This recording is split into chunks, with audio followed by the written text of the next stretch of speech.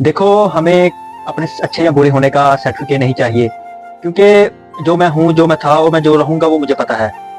और जब तुम लौट के मेरे पास आओगे ना, तो मैं अपने सर पे बैठाऊंगा, अपने आंखों पे बैठाऊंगा, और ये तब तक बैठाऊंगा जब तक तुम अपने आप को फनकार नहीं समझोगे।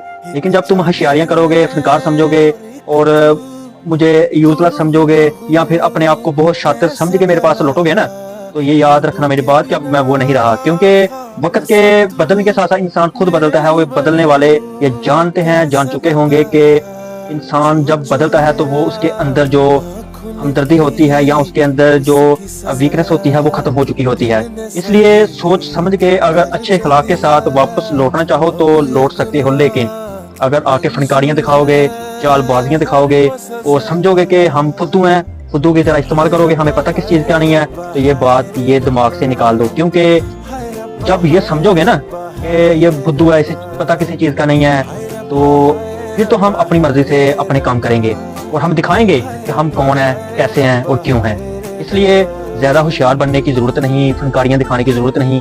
सीधा चलोगे तो सीधा चलेंगे।